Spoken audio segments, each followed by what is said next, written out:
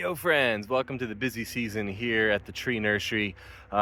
This week I've been pulling a couple hundred trees out of my raised air prune beds and putting them in long-term storage for the winter. I want to show you what I'm doing, show you how these trees are growing, show you how I'm storing them, and talk about a little bit of what I learned this year and some mistakes I made and stuff I want to do different next year. Check out. So these are the air prune beds. I had 7 of them this year. Each one's about 2 feet by 4 feet, and in each one I planted very densely. You can see here these pawpaw trees are growing very densely. I planted about 200 seeds, if not more, in each one, and most of those germinated. So a lot of trees growing in a really small space. And yeah, obviously they look really unhappy right now. This is the winter season. All the trees here are losing their leaves, and these little guys are as well. So this is a really great time to pull them out of the bed. Because they're going into dormancy now, I can pull them out and shake the soil from the roots. And so I would just have what they call a bare root tree. No leaves, no soil, just a stick with some roots. And as long as those roots stay moist, either when I pull them out of the bed, I'll immediately put them in a bucket of water for 10-15 minutes or so. So either they're in a bucket of water or they're buried under wood chips or in the ground, or as I'm shipping them, I'll wrap the roots in like a moist paper towel or newspaper. As long as those roots stay moist, the tree will stay alive and stay dormant like that in a cold, moist environment all winter. So you know what this does for me, it's a really great method for growing lots of trees, pulling them out and shipping them at a really cheap rate. I don't have to charge a lot for shipping to people because I'm shipping them bare root. I'm not having to pay for like a big, container full of heavy soil. Plus, another great benefit is this is actually a really great way to plant and transplant trees. When you're transplanting them in the middle of summer, you run this risk of transplant shock. They're not going to be happy with that. They're not going to be happy being planted in the middle of the growing season, dealing with the new soil, figuring all that out. When you transplant them this time of the year, they're asleep. So they wake up in the spring, not even realizing they've moved, and they're ready to go. So I really encourage people, as long as the ground is thawed, this is a great time to plant trees. So what I'm doing here is going through these trees, pulling out soil around the roots of these pawpaw trees, getting rid of some of the ones that just are far too small to actually sell, and then the ones that are good choice to sell, really gently, really carefully pulling them out. So here we are. I'll hold it over the wheelbarrow so you get a bit of a contrast. This is the top, and here is this long taproot of this pawpaw tree. And this leads me to my first mistake I made this year and what I'm going to do different next year. So the idea of these air pruning beds is that you're growing them in this tight space, and then you're actually naturally pruning the roots underneath the trees. So as the trees grow down in these beds, they hit the bottom, and you'll see on the bottom there's just this mesh and this large gap of air. So as this long taproot, these long taproot species like chestnuts and hickories and pawpaws, as that taproot hits the mesh and hits the air, it self prunes and it stops growing so long, and it starts to send out a lot of side branching roots instead of just one straight long taproot. This makes growing and digging up and transplanting easier because you're not dealing with a really long taproot that you run the risk of damaging as you have to dig down 2 feet into the soil or so. Now, I from everything I've read, this shouldn't really impact the overall life and health and growth of the plant. You're doing something that can occur naturally in nature, and this is the plant's just way of growing, and it also sending out lots of extra root hairs out sideways, not just straight down. I think the long taproot really helps them make sure that they find plenty of water in their first year, but especially if these are plants you're planting, you can make sure they're well watered in that first year of being in their new home. So that way, once they get established after the first year, they'll be totally fine. So here's my mistake. I didn't actually air prune any of these trees. I put these boxes in the ground, and I have a small slat along each one, a small runner along each one, which lifted it a few inches off of the ground. You can see this runner here running the length. It lifted a few inches off the ground, but as I filled it with soil, you can see it bowed. And so this started to actually touch the ground underneath. We had just moved. I was just setting these up. I had a lot going on in the spring. And so I kind of knew this was happening. And I was like, well, you know, I've grown in these before and a lot of the roots didn't go all the way down. These are pretty tall beds. I think it'll be fine. We'll cross that bridge when we get to it. And we got to it, and unfortunately I now have to cross that bridge because a lot of these trees grew a really, really long taproot. So you can see here, that's how much is sticking above the bed. That means there is this much of the bottom of the taproot that was growing beneath the bed, past the mesh at the bottom and into the soil underneath. When I pull these out, I usually can see a good couple inches of bright orange clay at the bottom of the roots.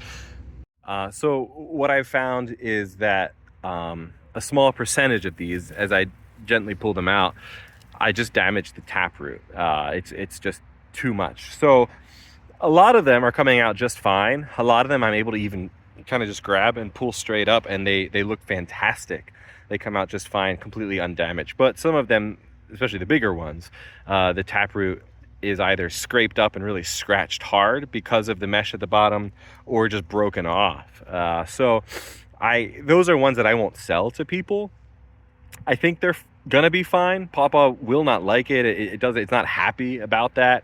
But I think if I treat these with a lot of care and intentionality in their first year, making sure to keep them well watered, I think they're gonna be fine. So what I'll probably do is sell a lot of these ones as grade B trees, some smaller ones with completely undamaged taproots and some larger ones with slightly damaged taproots. Sell them to people really cheap, with the acknowledgement, letting them know that these trees are going to need a little extra care and attention. It's just a way to help make sure these trees still find a home. I don't want to compost all of them, but I don't want to gyp people and give them something that's not going to work really well for them. So I'm imagining selling these grade B trees in bulk at a really cheap rate and letting people know that they're going to need a little bit of extra care and attention. All of the pawpaws I'm digging out of the bed to sell, I want to be at least 12 inches tall. I learned another lesson here, and I think I can improve the germination rate and how many sellable pawpaws I have by doing something different next year. So let me tell you the other thing I learned.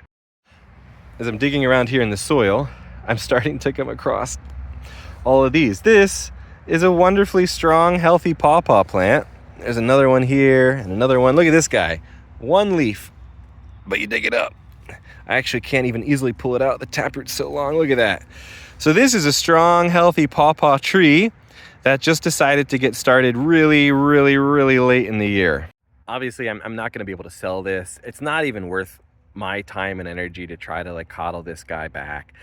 So I'm just going to get rid of all of these tiny little babies. It just sucks, but lesson learned. So what I learned was these pawpaws really, really like heat when they germinate. So what I'm going to do next year is for the pawpaw beds, I'm going to make a mini greenhouse in the spring, or cover them with floating row cover or greenhouse plastic, and get them nice and hot, which will increase germination earlier on in the year. Too many of these, I think almost all the seeds I planted germinated. Unfortunately, a lot of them just did it far too late. And so I have a lot of plants in here that are 12 to 24 inches tall, totally sellable, really happy with. And then a lot of plants that are just too small. They're healthy, strong trees. They're going to be great. They just got started so late that I don't really want to sell them to people. So again, these are trees. The small ones are ones I might sell as grade B trees in bulk at a cheap rate. But then some of them are so small I just have to compost them, which sucks, but lesson learned. So as I'm digging these trees out of the bed, like I said, I'm storing them in water. I got to add more water in this bucket right now, so that way the water's covering all of the roots. I don't want these root hairs to dry out as I'm working with the rest of this bed. I'll leave them in water probably no more than 30 minutes. I don't want them to drown. I don't want to leave them in here overnight, for example. And then I'm going to heel them in. This is a process called healing them in, which helps keep them in storage all winter long. Really, all I'm doing is mimicking nature and planting these trees back in the ground. But I'm able to plant them in a big clump like this, all labeled together, that are also really easily pulled out because I planted them directly in wood chips. So I have this big mound of wood chips, and I have planted them like right up to their roots here. And what this does is this keeps the roots nice and moist all winter long, and also keeps it from freezing. This will insulate the tree roots. You don't, they can experience a little bit of frost, but you don't want the tree roots to get frozen hard. I'm just a little bit nervous about this just because, I don't know, there's not much extra wood chips here next to these American chestnuts, right? So probably what I'm going to do is once I finish pulling everything out of the beds, I'm going to come through, like you can see what I did here, and add another foot of wood chips on the side all around the bed to keep everything nice and insulated all winter long. I've also come through, and as I put them in the wood chip bed here, I've dumped a bucket of water on top just to make sure their roots start out nice and moist. And I probably won't need to worry about watering it over the winter. I may dump some water here and there just out of anxiety, but they should be fine like this all winter long. Now, most of these I hope to be able to sell now or early spring before they start to wake up. If I have a bunch in this, wood chip bed in the late spring and they're starting to wake up, they're starting to send out leaves, I'm gonna have to pull them out. They can't be in here. So I'll pull them out and pot them up and hope to sell them like that. And that's, yeah. I haven't really come up with a system of what to do with the handful of trees that I can't sell in the late spring. So I can just leave them in pots and sell them then as 2-year-old trees. I hate working with the plastic pots. It's also a little bit more work. I have to water them more often and take care of them a little bit more intentionally than planting in the ground or in these large raised beds. But I also just don't want to throw away trees. You can see here, I'm moving the air prune beds next year. This is just a different spot, a better spot I want for them. And you can see I'm obviously implementing some of those important changes. So I piled in a good 6+ inches of wood chips on top of the spot here. That way, if for some reason, even if their roots did go down, at least they would be in a thick pile of wood chips, much easier to pull out than hard clay soil. And then I placed these air prune beds on top of some cinder blocks with actual like huge chunk of air underneath. So I don't think I'm gonna be having that same problem of the tap roots burying into soil this next year. They're gonna be actually air pruned. A few points of success. I'm really happy with this method here. I tested a few different things to keep squirrels and birds out of the beds while the seeds are in them in the spring. This is a method I've seen online a lot, where people build a full cage around the bed and the plants, grow up here. This is on top. There's just no way for the squirrel to get in, and the plants are in this full cage. Obviously, this takes a lot of money building this material. It's just awkward to work with. This stuff cuts your fingers. I didn't love this system, and the hardest part was it was really hard to weed, because if I wanted to weed in the middle of the year, I'd have to pull this off and reach down past, and it's so tall that I can't very easily do that. So these beds were left not very well weeded. But this method right here, I've gone into its 2nd year with, and I'm very happy. All I did was take this chicken wire. This is extra galvanized chicken wire I had, but it doesn't have to be galvanized. And I stapled it along the bed. Now I made sure to make it really tight so no squirrel could bury up in there. And I made it as flush to the top of the bed and the soil as I could. I made the soil come all the way up here. This was after I planted the seeds. Plant the seeds, add wood chips, put this right on top. And what happens is these trees grow up through these fairly large holes. The trees have no problem. I can reach in the holes and weed fairly easily. I was able to stay on top of weeding these beds much easier. You can see I'm pulling up an extra, some weeds here. And I was really happy with that. Now, this time of year, if there's leaves still on the tree, it can be a little harder, but I worked with a smaller mesh last year, and I really ripped a lot of these mostly dying leaves off the trees. But with this chicken wire, I can just about pull it straight up, and it'll, the chicken wire kind of comes through, it knocks a few leaves off, but most of these plants remain completely untouched. So I'm really happy with this system. I weeded a lot easier. It protected the plants from squirrels. They did not get in these beds at all. And I'm able to pull these lids off in the fall to start pulling trees out of the beds quite easily. If you want to do this on a small scale, you have access to some wild pawpaw seeds, for example, and want to grow some pawpaw trees. You could build a bed like this in a smaller size. I think also just using like a milk carton would work great. Now, the smaller the bed, the smaller the container, like a milk carton, you just really have to water it a lot more often. It's going to dry out quickly. But the same method should still work totally fine.